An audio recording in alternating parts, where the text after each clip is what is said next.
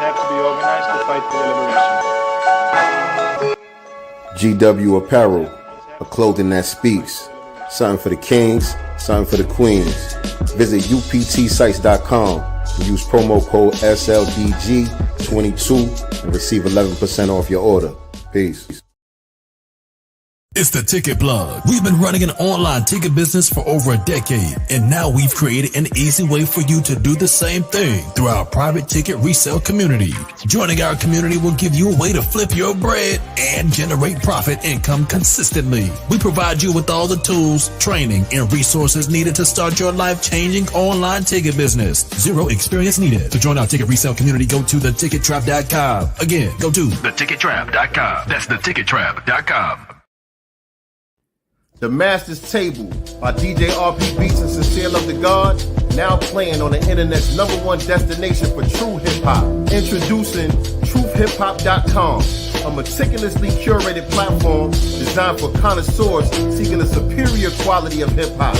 Immerse yourself in an unparalleled experience of 100% bar-heavy, authentically crafted, real hip-hop. Discover the essence of the genre, reminiscent of its golden era, now playing exclusively at truthhiphop.com.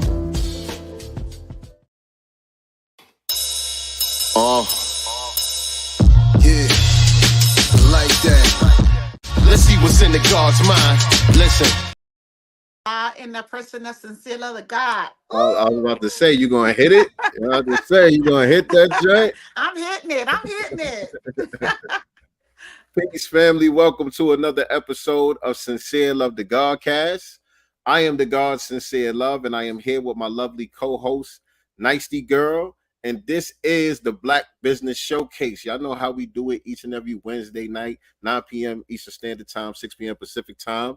Our weekly broadcast where we bring on business owners, entrepreneurs, and other fly people that's doing fly things out here, just to let you all know the Black people that's out here that we need to be supporting, networking with, so on and so forth. So if you are a business owner or entrepreneur and you would like to be featured on our channel, please hit me up, slide in the DM. I'm at Sincere Love to God on all social media platforms. You can hit up Nicety Girl and DM. You know, she's available for other things too if you want to slide in the DM, fellas. You know what I'm saying? Everybody else doing it. Let us know what you got going on so we can get you on the schedule for the Black Business Showcase though. And other than that, in the meantime, we need y'all, as y'all coming up in the room, hit that like button and share this out on your social media platforms. Let everybody know that we are live on Sincere Love the Godcast right now. If you're watching us from Facebook, make sure you head over to YouTube and subscribe if you're not already subscribed to us on YouTube. Godcast Enterprises on YouTube, as well as Sincere Love to God on YouTube. Make sure you hit the subscribe button and the notification bell so you can be reminded whenever we go live with new episodes of Sincere Love to Godcast. Well, welcome everybody. What's going on, Star? Hey, cousin. Star in the building, dropping the links in the chat early, so y'all make sure y'all pay attention to the links that she drops in the chat.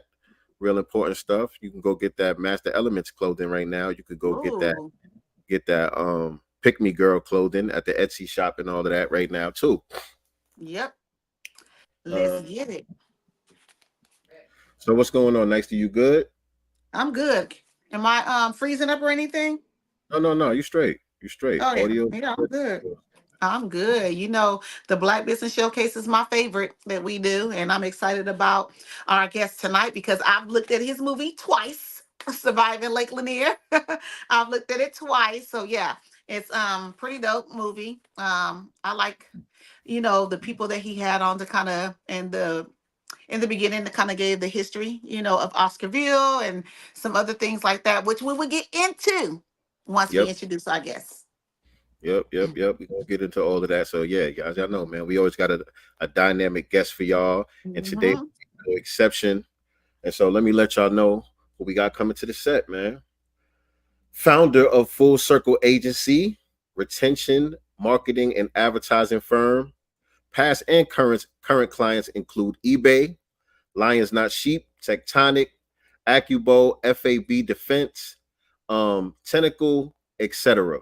executive producer, BRICKELL Drive executive producer / narrator of Surviving Lanier documentary, executive producer / actor in the Lanier movie, former top producer for Grant Cardone, responsible for 75 million plus in sales. Woo! Former D1 collegiate athlete at Florida State University.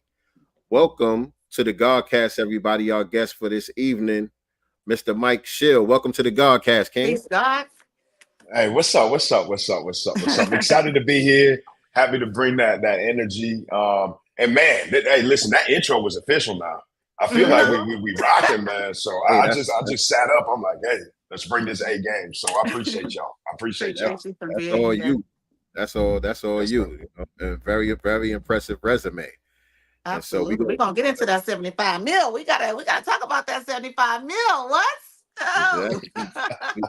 We get all up in the black. We get all up in the black business around here. We about to do. be all up in your black business. So how this gonna go down. But no, we appreciate you taking the time to be here, of course. And so, like we always do, man, we like to start off by getting the origin story of the guest. So take us back a little bit. Tell us a little bit about yourself and how you got into some of the things you got going on today. Yeah, y'all. And again, for every single person that's listening to this thing, we appreciate you. I know I speak for myself, and I believe I can speak for the other two.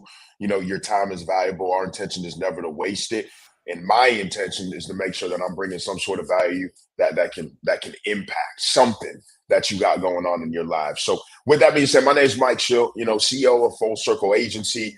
We run, as stated before, a big marketing and advertising firm where we specialize in email, text, loyalty, and subscription for big product brands. And we can get on into the business deal. We can get on into all that, but we can take it back to where I come from, man. I was actually born in Georgia. So shout out GA. You already know what it is, the Dirty South forever, right? We were actually was adopted, right? We were in foster care and was adopted. So we moved on over to Milwaukee, Wisconsin. And I would say that the majority of my childhood was spent in the North, to be real with you. By the grace of the man above, we entered into a great family who supported us academically and, financially. And I know that's not the case for a lot of individuals. So I'm very grateful for that. And that is one of my strong whys as to why I'm freaking pushing, bro. Like I need to go. Like we got to have a massive impact on the world. Went to a college at Florida State University where I had the opportunity to play 1 year with Bobby Bowden, RIP to an absolute legend in the collegiate football arena. And then 3.5 years with Jimbo Fisher. We were, top 5 in the nation, top 2 in the nation when I was there, and humbled at that opportunity. Majored in biology and exercise science. So there was no sleep and relaxation, right? I was in inorganic chem, human biochem, Calc 1, Calc 2, Calc 3, not even knowing what the hell was going on in class half the time. But somehow, some damn way, we got through all that stuff. And after college, just, obviously you want to continue with sports and so on and so forth. I went to Colorado, was training up there for a little bit of time, but had a knee injury. And of course, it is what it is, but you got to be versatile. You cannot rely on one thing or you get crushed. And so, transitioned into orthopedic and pharmaceutical sales and I mean, the rest is history, man. Was there for about 2.5 years, was number 1 in that organization, and then got introduced by a gentleman by the name of Grant Cardone, and had no idea who Buddy was. And 5.5 years later was a top producer, and we can get on into that entire experience and so on and so forth. And now, being around those billionaires, I mean, these people move a different way, bro. Like, you think you work, bro, y'all don't work compared to like what these elite people do. It's absolutely ridiculous. And so I take all those skill sets and I take all that data and information, we applied it to our business for marketing and advertising, and we're applying it to our marketing and advertising initiatives as we get on into more production and film and documentaries. So that's just a shot glass version. Obviously, there's a lot of trials and tribulations in that thing, and I know we don't got all the time in the world, but that kind of gives you a sense of where I come from and the energy that comes along with it. So I'll take a shot of that. Yes, ma'am. Yes, ma'am. Yes, What ma'am. inspired you though, since we're, obviously gonna start with Lake Near, the surviving Lake Yeah. Near. What inspired you, to make the documentary about the lake? Yeah. So, you know, the roots come from the South, right? If you from the Mhm. South, you know what Lake Lanier is. I Like didn't know if till you are, a year or two ago.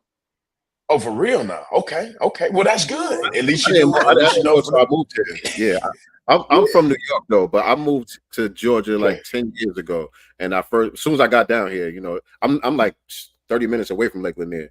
So as soon as I got Oh, down here, wow. I started hearing about it and stuff. But yeah, before I came down here, I didn't know about it. So Mm-mm. it's like the people in the Northeast. When you get to the Southeast, I mean, Mississippi, North Carolina, South Carolina, Tennessee, Mhm. Kentucky, or Georgia. Like, I mean, hey, you know about it, and why did we do it? Why did we do it, man? There's a couple of reasons. The first thing is shed light and transparency on the stories that are left untold in the history books because they don't want us knowing about it, right? They Right. don't want the general population to know about it, and that's massive. Listen, if someone's hiding something, it means there's some sort of importance to it. There's some sort of substance to it, and that don't matter if it's a damn story about the African American community or are you hiding a secret, and Mm-hmm. it's a ghost in the closet, man. It means something to you, and that's why you're hiding it. So we wanted to shed light and transparency on that, and we know that is a lake that is well known by a lot of people. Now, two other things. Guys, the intention with my team is Tyler Perry level. Like Mm. the next project that it is that we are looking to achieve is going to be alongside that gentleman. And then it's going to be another one, and then it's going to be another one, and then we're going to build our own studios, and then we're going to be like, hey, all right, we here too. And we Right. only want that level and more. So we had to do something to raise the eyebrows of a certain type of individual. And obviously Tyler Perry's in Atlanta, his studio's in Atlanta, and it helps with that. The third thing is, man, it's a marketable story. And anything in business needs to be marketable. An idea means nothing if no one knows about it. And not only is it marketable in the sense of what we bring to the forefront and how we push this thing out there, but every single year, and this ain't a good thing, right? It just is a fact. But every single year, you got people dying at that lake. You got Yeah, people Mm-hmm. doing crazy things at that lake. People Very getting sweet. electrocuted in the water. Shit, right. that don't even make no sense. And so Mm. it's a marketable story that always resurfaces because there's always stuff that happens. So you combine all that stuff into one deal, and those are the reasons as to why. Not only that documentary, but I mean, we did a movie on this thing last year too, I and saw that's that why one we're too. continuing to do that. That's the reason. Those are the reasons. I saw that, and when in the beginning of the movie, and not to give any spoilers for those that haven't seen it, head on over to Amazon, search "Surviving Lake Nair" Mm, so you can see it. But I like the fact that it gives a lot of history about Oscarville, the natives, the Indian Removal Act, the hmm Trail of Tears, the Cherokee Nation of 1838. So you're getting a lot of history in this movie. However, when it got to the part about the mob, September hmm 1912, it kind of gave me Greenwood vibes. I'm like, dang, these stories obviously are happening in so many parts, of America in the South, specifically, that we do not know about. So I appreciate it, that you touched on so many historical facts in the beginning of the movie before you started to sit with some of the you know, people on the documentary. So yeah, you get a lot of history in this too, y'all. Yeah, we wanted to bring that history component. Like you got to know what's going on, and you got to know the origin of something for it to make sense. So Mhm. so our intentionality with the first part of this docu-series, because there's more coming. There's more, but we got interviews that are y'all are about to like fall out your damn rocker. Like we Mhm. got stuff that's coming that's like way different, man. Like Mhm. crazy stuff.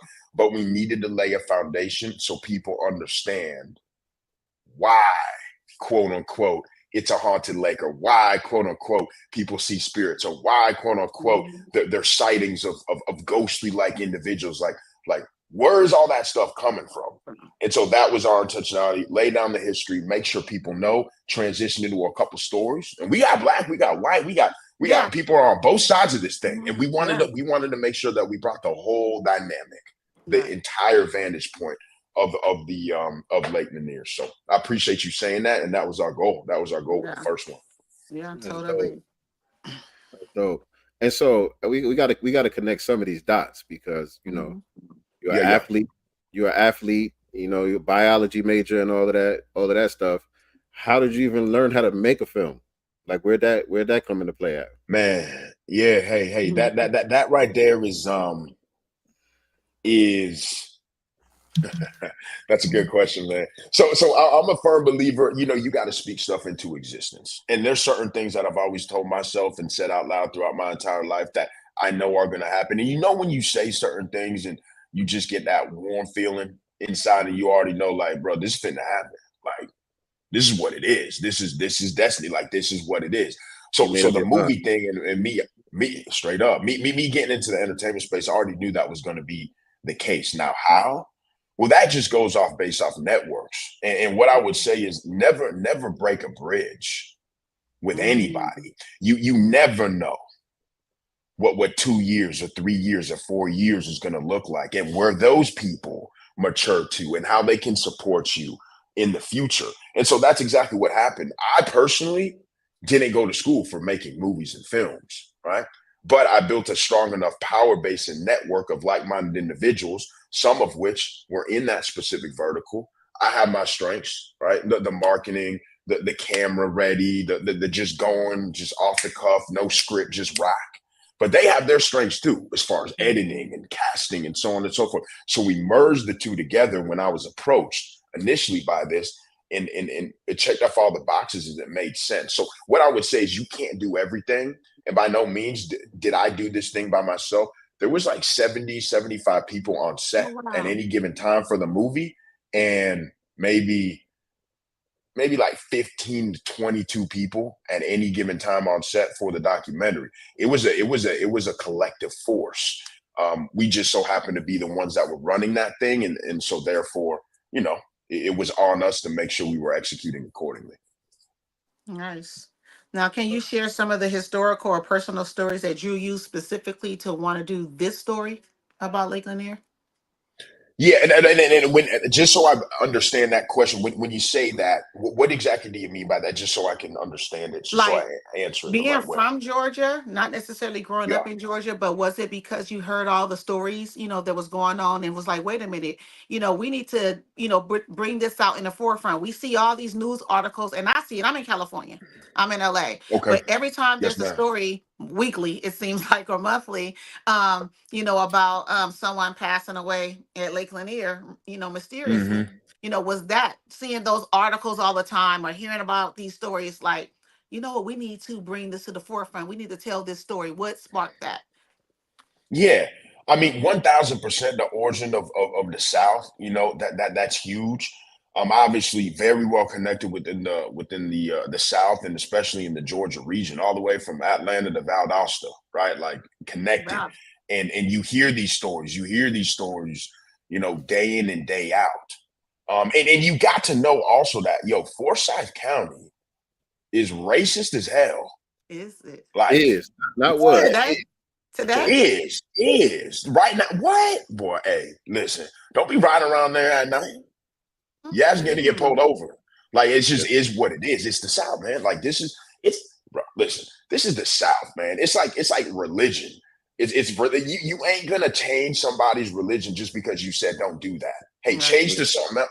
Bro, that ain't happening. This stuff is rooted in the families for decades and decades and decades and decades. It just is what it is. So part of us was just because, or part of the reason for us was just because we needed to shed light and transparency on what the hell lies underneath that damn lake, bro. There is a thriving Black community that was completely gutted out that lies underneath that lake. Like you can scuba dive and see live structures of a town that that No. that is just under the water.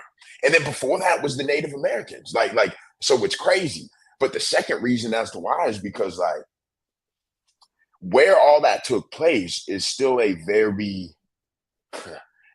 and let's just say it ain't ideal for the people that look like us to just be roaming around in those parts. It's just you just No. don't do it.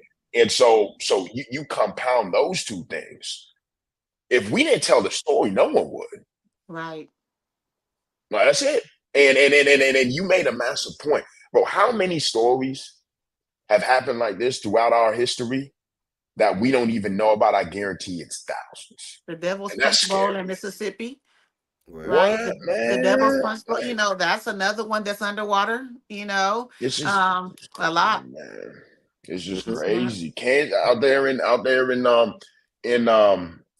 Kansas out there in I'm having a brain fart right now. We were reading up on something else that literally just happened. Some data was uncovered, and I think we may do something on it too. Like there's so many things. Obviously, you have Black Wall Street and what went Yeah. down there. Like it's just, bro, like this is every day. Yeah. Every day. This story, looking at your documentary as well, gave me some, it made me think about Tulsa as well, because you have a whole mob of 500 people, right? That was going over to Oscarville to, I guess, handle these black people, based off of this lie. And I'm going to perceive it as a lie that this lady, Ellen Grice, said. You know what I'm saying? So it gave me the Tulsa vibes too, because it's like, we're going to go out here and handle these colors, we're going to burn it down, or we're going to, drown it out, whatever, their intentions were. So it kind of has all these similarities of Yeah. stories that we've heard, time and time again, Scary, man. scary It's about scary, man. prosperous communities, because in this movie as well, the people over here in Oscarville, just so you guys know, these were businessmen and women, carpenters, blacksmiths. They had a thriving farming community. Like this was a prosperous black community. This wasn't no rundown area. No, Like no, people was getting the bag, they was getting it.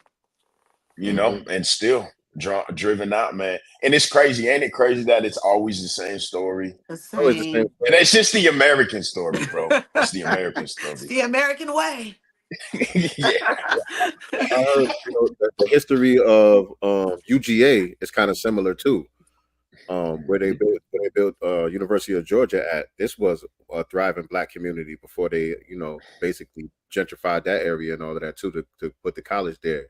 But I just like that you did the story in a very fly way. You know what I'm saying? Where, it doesn't look like something that's bootleg or boring. You know what I'm saying? No. Like the marketing around it and all of that stuff. You know what I'm saying? Even a young person, teenagers or whatever, will want to watch it. You know what I'm saying? So I'm glad that, you know what I'm saying, you took the time to really make it fly and comparable to anything that's being put out there by the mainstream as well. I did have a question in there, but I'm having a brain fart myself over here. Well, I have a question since you can't think. No, it's fine. Yeah, that's cool. No. So, when doing this movie, did you uncover any surprising or lesser known details about the history of Lake Lanier? Like something that maybe didn't get mentioned in the movie? Yeah, great question. Great question. So as far as uncovering new data, I wouldn't say that we uncovered new data that certain people, or that you couldn't find if you really did a little bit of digging, if you really did a little bit of due diligence. But what I will say is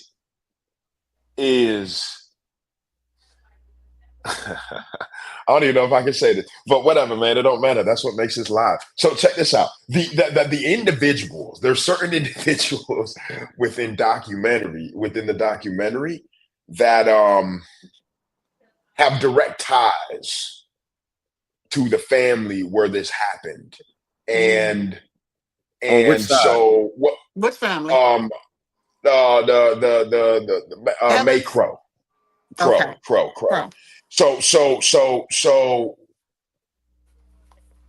let's just say that, it could have been all a lie, and there's a high probability that it all was. And the thing that's crazy is that because of a manufactured lie, and because people needed a scapegoat, and because there was the blame game for something that necessarily didn't happen, it affected hundreds and hundreds and hundreds of people, and which indirectly Generations. affects thousands. Yeah, man. Like just because of just yeah, what the hell? Blame it on them. Right. That's crazy to me. So we re-solidified the data, and then we were able to get in front of people who they got ties. And when I say ties, you know, it is them. It is them. And when they come to the forefront, and when they say that it didn't happen, when they say it was all I like, bro, that just makes you realize like something in history happened because nothing happened, man. Right.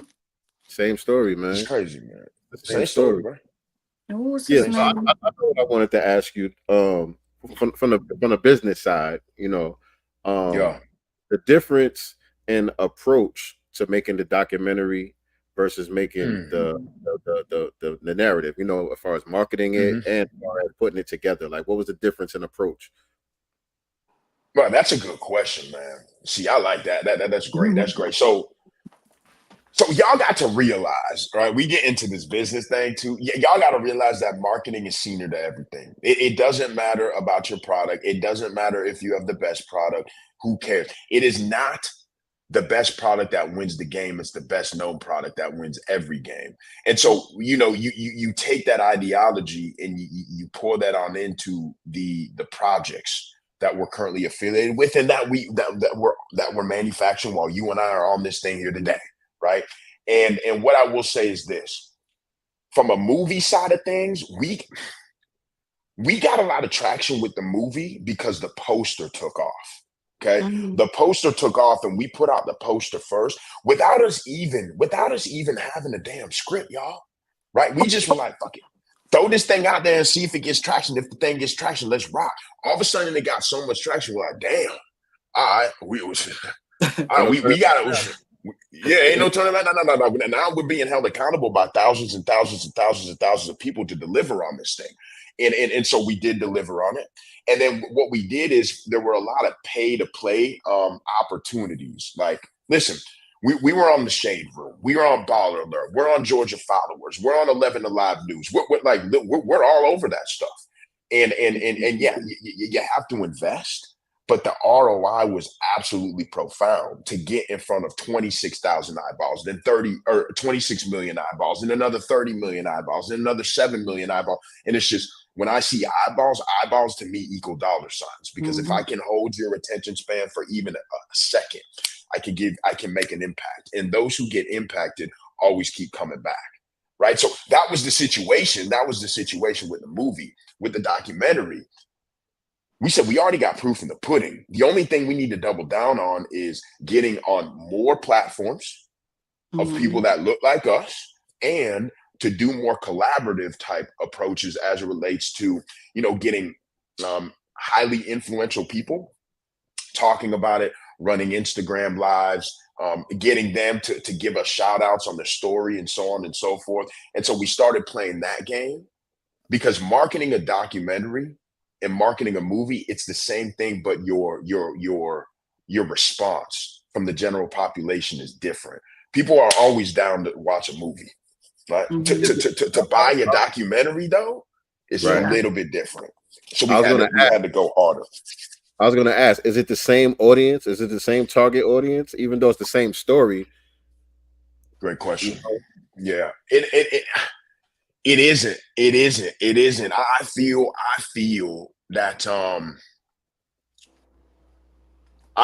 that a documentary is more available to a wider audience. And here's why I feel that, and here's why we believe that, right? It's like when we were talking about Lanier movie, and it was late Lanier, you know, we got a lot of racist feedback from that thing. It's crazy, bro. Like it is wild, bro. It is crazy. But people that want to cancel it don't want to watch it because of X, Y, and Z. Y'all made this thing up, whatever. It's a movie. Okay, great. But when you get into a documentary, there is nothing to rebuke because it was all facts. Yeah. And so we had more of a white audience tap on into the documentary than we did that same audience tap into the movie, and then we had the same amount of the Black audience, right? Or you could call it the minority audience, because we had a ton of Native American, we had a ton of Latin, like we had that as well. Culture, the culture, right? They tapped in equally on both fronts. But believe it or not, on the documentary, more of the white audience tapped on into that, because bro, a documentary is documentary. Like, who ain't gonna watch a documentary if it's good? Like it don't matter your color if it's fat. Who didn't watch the Michael Jordan documentary? Right. Everybody did. They want to try to debunk it. They want to try to pick it apart and try to debunk it. That's what that is. Exactly, man. Exactly, He did man. And have you a hit lot him of with receipts. I was going to ask you. Oh, yeah. I was going to ask you because I saw there were people talking about getting it taken. People making TikToks and stuff talking about getting it taken off of Amazon and all of that. Crazy. So I saw talk that. about some of the pushback that you was getting from that. Man, listen. If I wasn't trained in the previous organization I was a part of before we started our own, or before I started my own marketing firm, it would have affected me more. But it didn't really affect me. You know, it was funny. The team for the majority of the team was kind of taken back. But I had to continue to just and the other producer, the main producer, Will, right? Very close friend of mine. We're gonna do a ton of work together in the future, bro. Great individual, man. Shout out to the rest of the team. But him and I realized, yo, hey, any publicity is good publicity. I don't care. Right. And any negative news travels faster than positive news. Right.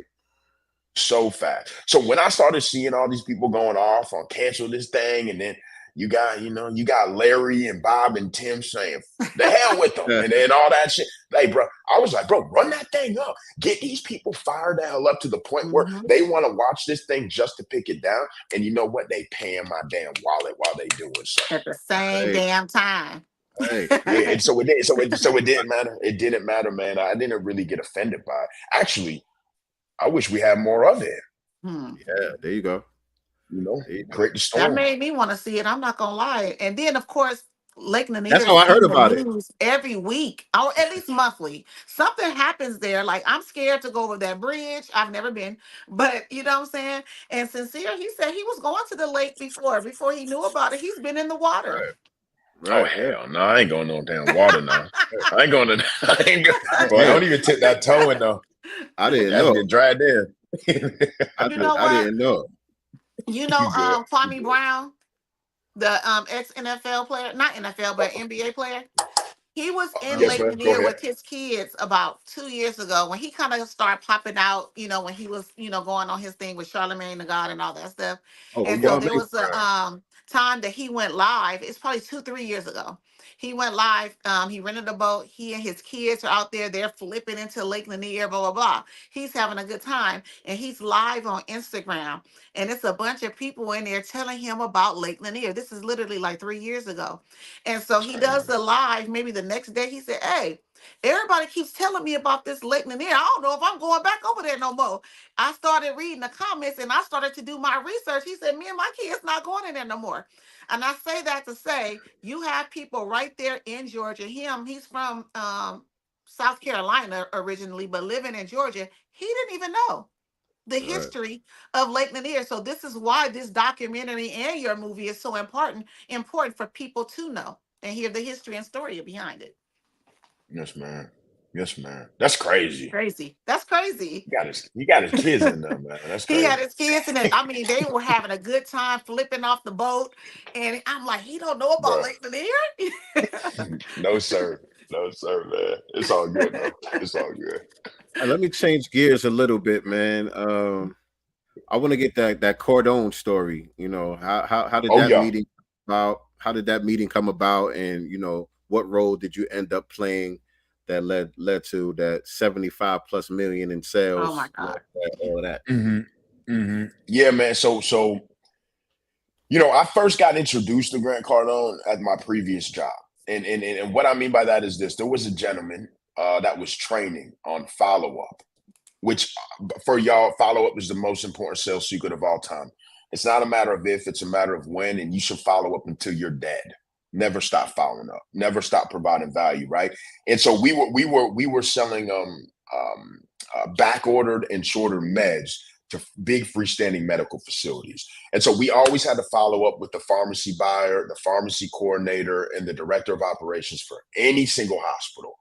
And he was listening to some content, and I didn't know who Buddy was. I just was like, "Boy, who is this man talking like he's from Louisiana, man?" Like whatever. But he was spitting game. He was spitting sauce. Like he was talking, and I would apply like 1, 2, 3 of those things, and then all of a sudden, I started closing more deals. But I still didn't know Buddy's name, right? I just heard him training, started listening to it when he would train us in one. I said, "Hey, let me apply this thing," and it worked.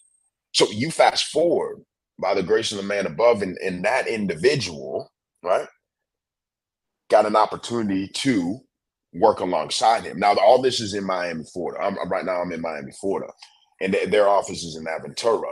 And so he went over there to start working for him, and they were looking for some savages to continue to add to the team.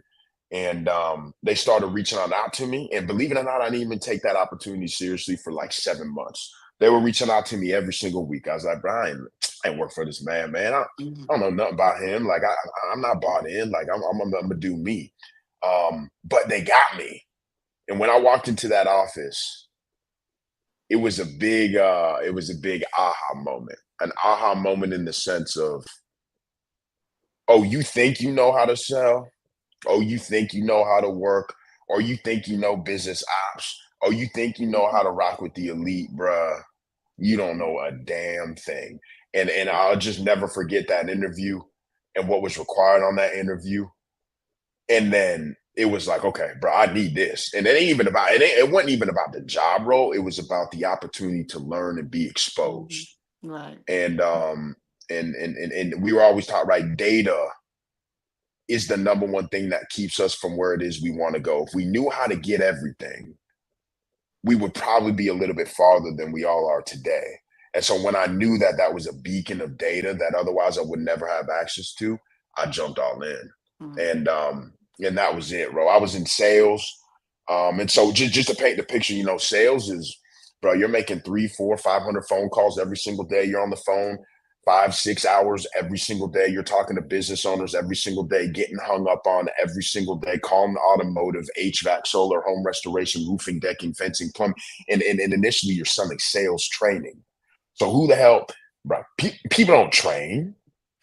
People don't like to train. People don't even like to go to the gym, much less like train on sales. So it was one of the hardest sales to sell a business owner who's already doing 35 million, who has on an area of opportunity to take that thing to 40 or 45 just by implementing strategies and procedures as it relates to their customer facing employees. And so you start getting good at selling to business owners. You start getting good to selling these high level executives. And so, man, it just all rolled into everything that we had going on. And I went on the Cardone Ventures guys that started scaling our organizations. And bro, there was a time where I don't think I ever talked to anybody that wasn't doing at least 55 million. Wow. Which is crazy, man. Crazy. It's crazy, bro. Crazy. But exciting. Question though. Yeah. Very exciting. Would you say the missing pieces that gave you the aha moment, was it stuff that was like based around mindset or more actionable things? I think both. The mindset thing, here's the deal. The mindset thing I had already been exposed to with sports, doing it at an incredibly high level with literally the best people in the world. Like our track team, the track team at Florida State, like, I feel like everybody was in the Olympics. Bro, I was watching the Olympics just this year. I think I got like 7 or 8 people that I know that got medals. 2 of them got gold medals. 2 of them trained out here in Miami. I trained with them. Like that's normal. I've already been exposed to that mindset. But I think what it is in sports, when you see somebody run a 4.2 in the 40, then running a 4.2 in the 40 is real. Okay.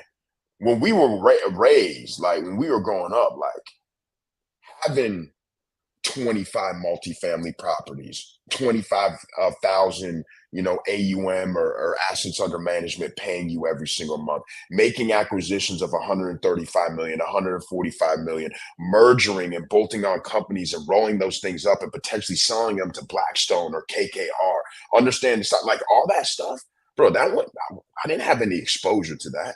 So I think from a mindset standpoint, the mindset still, it wasn't necessarily the work ethic, but it was that to show that other things were attainable. And only when you see something do you know that it's achievable. Otherwise, you ain't got a frame of reference, right? Then on the other side, bro, we trained every single day. We had to role play every single day. We did not hop on the phone or hop on the plane and negotiate a deal until it was rehearsed 10, 15, 20 times. Like the level of training there was absolutely ridiculous. Like if you did not train in the morning, you were fired. Like fired from the job. If you did not hit your metrics every single day, you were fired. Like we would get graphs. You go home, get the hell out of here. Yo, we would get graphs every single day. On my graphs, I would have my talk time, my dials, my appointments, my demos, my deals that are in the pipeline, and deals won. Guess what? We would get an updated graph at 12 noon. Then we would get an updated graph at 2. Then we get an updated graph at 4. Then we get an updated graph at 6. And then if you were there till 8, 9, or 10, you would get an updated graph at 10. Like those little subtle things, like nothing can be moved unless it's tracked. Nothing. Like there is no line that stays stagnant. Either you're going up or you're going down, bro. That's it, bro.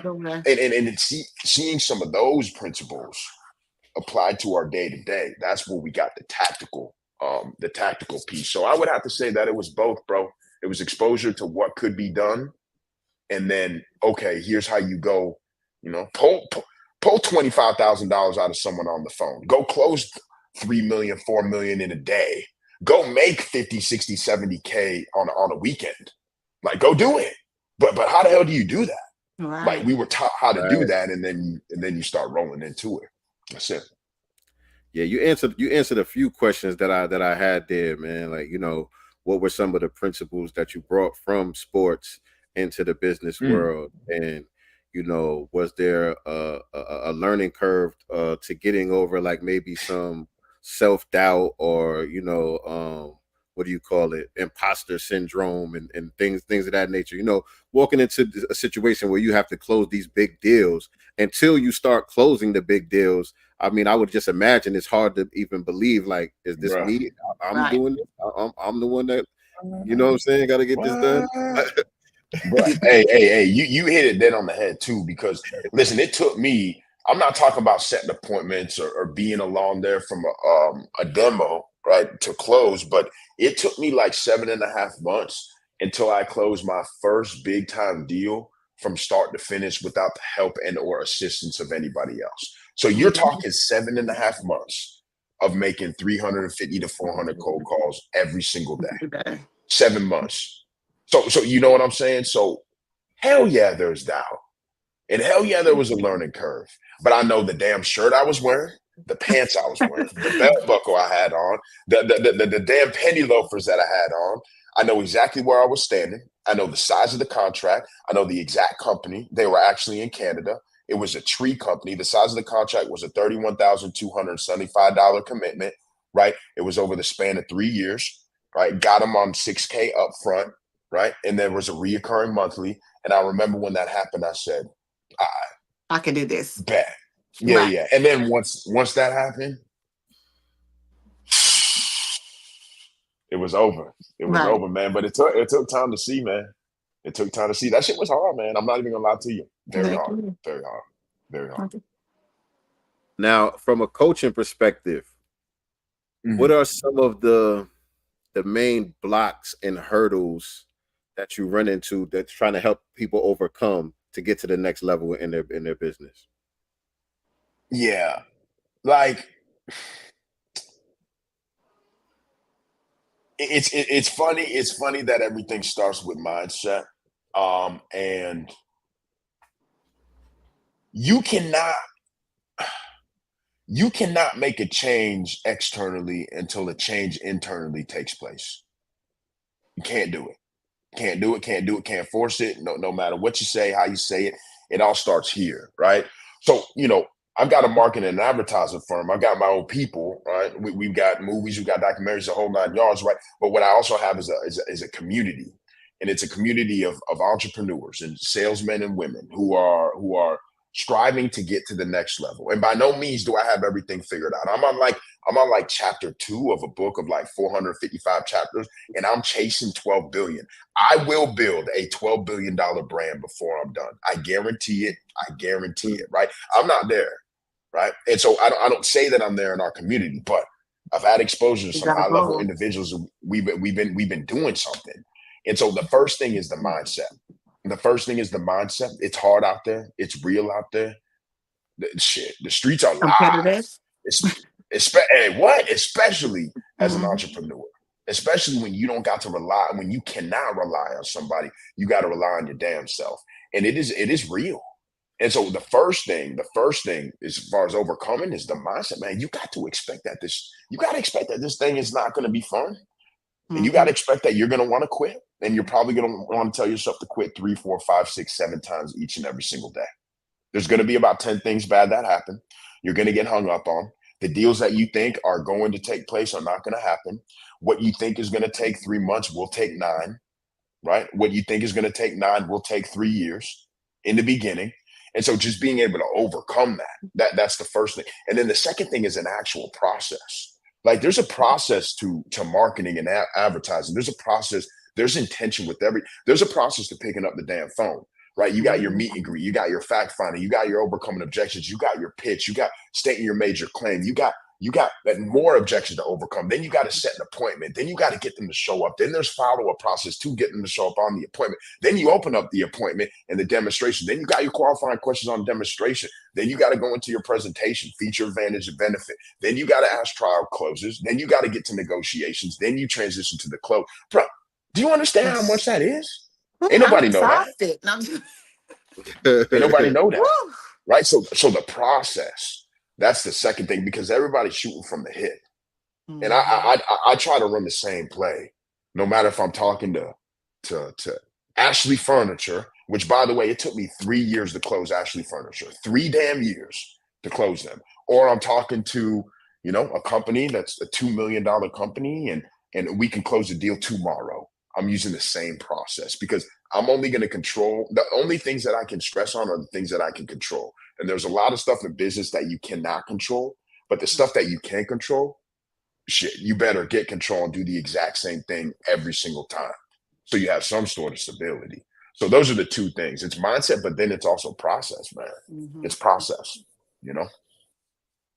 So yeah, so as a coach, you're a bit of a psychologist in a way, kind of like a Mm-hmm. therapist in a way, you know. Um, Mm-hmm. Mm-hmm. marketing, marketing and advertising. What are the differences? How would you define the differences of the two? Man, listen, that's good. People don't ask that question. So check this out. Check this out. Check this out. Marketing, marketing is displaying marketing is yourself. So marketing is like your own essence, your own being. Like I'm marketing myself. I'm marketing me as an individual. I'm marketing Mike Schill, right? As the body, as the person. Advertising is putting out there what it is you do. So marketing is letting people know you exist, right? By raising up your hand like it's me. And then the advertising is you're advertising what it is you actually do and the value that it is that you bring. People think that marketing and advertising are one and the same. I It's thought it's so. not. It's not, right? Um, marketing is getting out there. Advertising is once you're out there, you're advertising the value that it is that you can bring.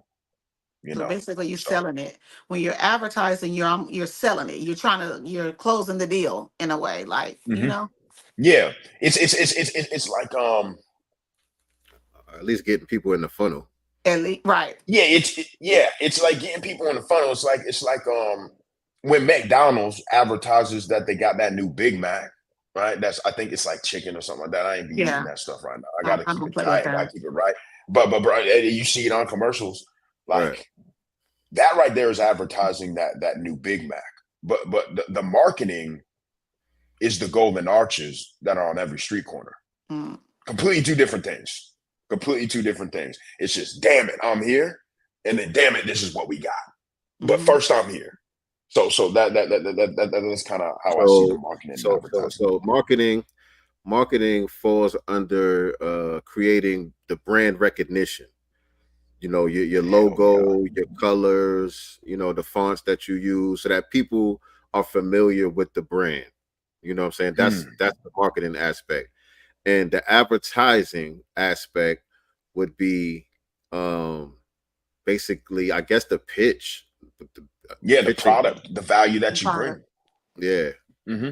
Or service. Okay. You know. Yeah, that's exactly what it is, man. That's exactly what it is. Makes sense. So what's next, man? What's next for you in the entertainment side, or anything you want to promote on the business side? What you got going on? Mm-hmm. Yeah, so that's always a famous question that we ask internally. It's like, hey, you did all that, but bro, what's next? Because no one Yeah. gives a damn. Like that's the best question. So what is next? And if you don't got an answer to what is next, then you ain't got a sense of direction, right? So you always got to have an answer to what's next. So what's next for us? We have five projects in the works right now. One of them is another featured film. We've got another docu-series that I'm about to actually make an announcement a little bit later on. I think in like a week or so, that's already rocking and rolling and so on and so forth. And then we have another docu-series that we're working on as well. So we've got five projects that are in the works, and we hope to get at least 5 to 8 projects out to the viewing population in one fiscal year and 365 days, right? From like right now. So that's what we got from the entertainment side. We got to, bro. We got to, man. And what's next is Tyler Perry. Right. Watch out. Watch out, right? That's really what's gonna happen. Now on the business side, scaling out the organization, right? I want to exit at a crazy multiple. I want the EBITDA of the organization to be at an all-time high, man. Like marketing and advertising, if you can get it right, you can exit an organization anywhere from 5 to 6 to 7 times your initial multiple. Like that's crazy. That means if you got $100,000 business, you got a $800,000 business upon M&A, merger and acquisition or whatnot, right? So I'm trying to grow this thing to something that supports the multiple because it's great. And then we we may be making a massive splash into the insurance space. I'm not going to get too deep on that, but there may be something huge there, man, huge, and we've been working on it. So that's what's next for the business, and then that's what's next for the entertainment. Eventually, y'all, entertainment will be number one. Okay. I can't wait till I get there. You know. Now, I That'll be the think number that one you're spot. gonna have to not only come for Tyler Perry, but I think you may have to add 50 Cent in that Oh because yeah, he's building 50. that studio out in Shreveport, Louisiana. So yeah, you We need got some more. We need competition more. out there. We need Hey, I more. need it. Yeah, I need him, there's bro. Hey, room. There's room for all of us. he's a businessman too, Oh man. I mean, yeah, who has a documentary sealed up, and then the moment all this stuff comes out about this right. person that automatically he's able to sell it to Netflix. Like, bro, Right. listen, y'all got to study what these people. I'm not saying y'all, but just Right. what I intend to do. Like, everybody, y'all got to study what these big dogs are doing, bro. Mhm. Yeah, Like, success leaves Be clues. ready. these people, Success leaves clues. man, it's just like, damn, 50, but we gonna get there. we gonna get there. We gonna get there. Yeah. I just want to say to the audience, man, this is the Black Business Showcase, man. Mhm. I feel like I just got smarter in the last, 56 minutes. Man, You know what I'm saying? That's what this is all about right here, man. he gonna Um, chop this video up. So be looking at them shorts. Look at them Let's shorts. yeah, go. Let's go. For sure. Let's go. For sure. So, Nicey, we can start winding things down. We're All coming up right. on an hour here. Absolutely. So, Mr. Schill, I Yes, don't know if you man. looked at any of our other broadcasts, but we like to wind it down with two final questions. Mhm. What does freedom and power mean to you? Man. Okay, so what does freedom and power mean to me? I think that freedom, no. I think that freedom and power are honestly one and the same. I feel that you are in your most powerful state when you don't give a damn and or you have utmost freedom.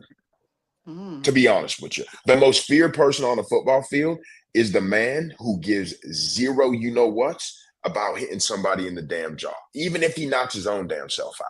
That's the most feared person.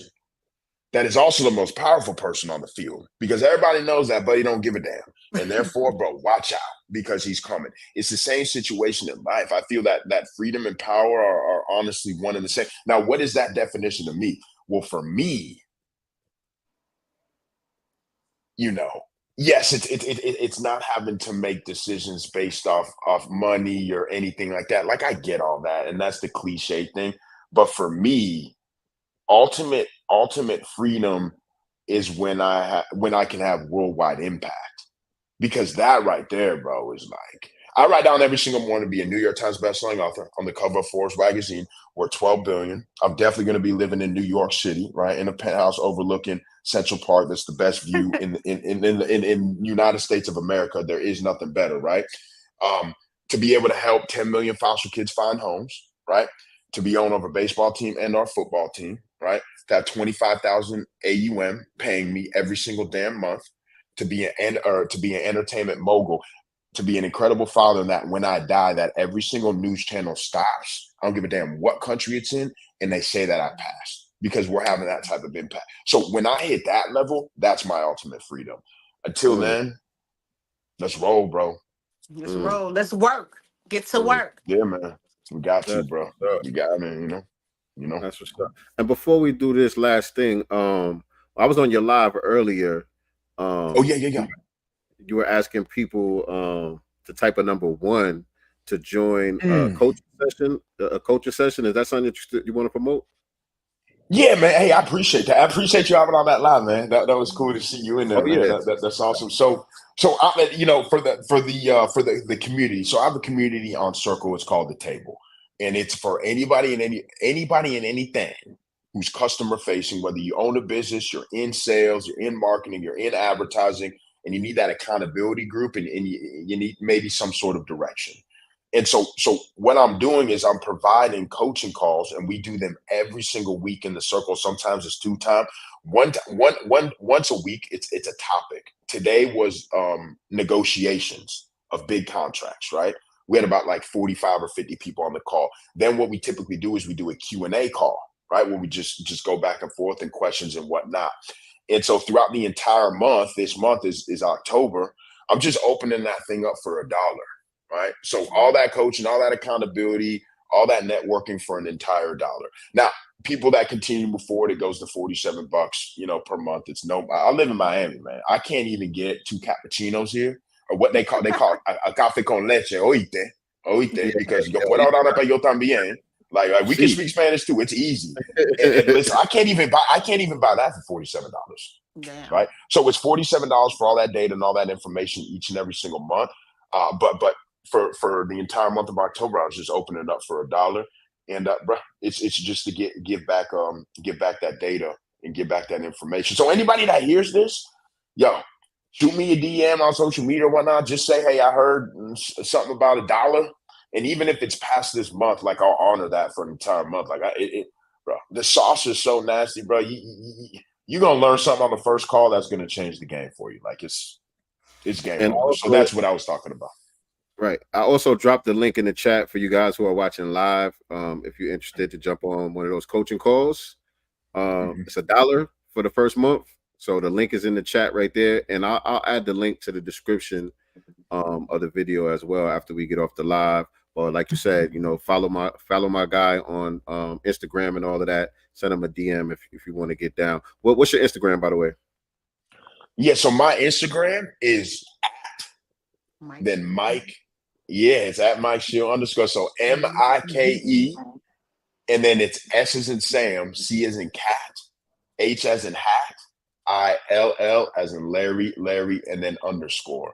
And hey, listen, this is a little bit of advice. Grant always taught me this. He's like, whenever you're giving somebody some sort of direction, only give them one. Right? Like I got YouTube and we got TikTok and we got all that shit. But hey, if we start talking about all that, you ain't gonna remember You ain't gonna remember anything. So, bro, just holler at me on the gram.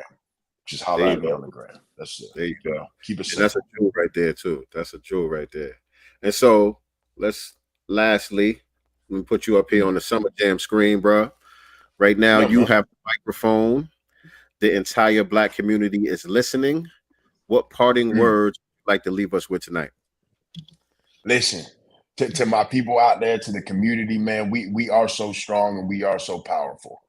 And the moment we honestly realize that, and the moment we realize that the only way that we can have the type of impact that I know we're all capable of is by leaning on our people's shoulders, and we start working together with one another, as opposed to working in separate quarters and separate rooms, it's going to be absolute game changer. So anything that it is that I can do to support you and what it is that you got going on, you got to let me know. And y'all, we are 1010% worth it. It's just time that we start leveling up how we act to support our potential, because if we don't, everybody else is always going to think of us as here, when in actuality, everybody's here and we're here. That's the truth of the matter, man. And so we got to rise up and we got to realize that. And I'll do whatever it takes to make sure that gets accomplished, man. Straight up. Appreciate that. Appreciate those words. And once again, man, thank you for pulling up to the Godcast. This was a good discussion right here. We definitely gonna stay tapped in with you. And if you ever need us to promote anything that you got going on, this is another home for you, bro. You're a cast member. Hey, I appreciate that. And anything that y'all need, y'all let me know, and I'll definitely tap in with y'all on social medias. And hey, just whatever y'all need, whatever y'all are looking for, just let me know. Y'all have done awesome, just allowing me to have this platform. So it's time to pay it forward. And so just keep me in mind, and I'll see y'all at Red Carpet, man. Listen, listen, I'm gonna see y'all at the Grammys. Right. I'm see y'all at Emmys. I'm gonna see y'all somewhere. Invite. I'm in LA. Oh yeah, that's right. You out there. You out there. Yeah, I got it. We'll be at the SAG Awards. We'll be at the SAG. I got you. Yeah, yes, man. I love it. I'm down here with Tyler Perry, so Oh yeah. Right. I ain't gonna forget it, man. No, absolutely. I appreciate y'all for real. All right, family. So this has been another episode of the Black Business Showcase right here on Sincere Love the Godcast. Appreciate everybody tuning in with us.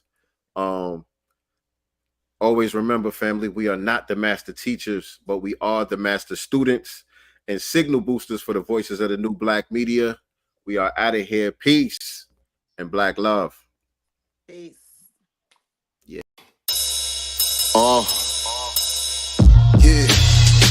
Like that. Let's see what's in the God's mind. Listen.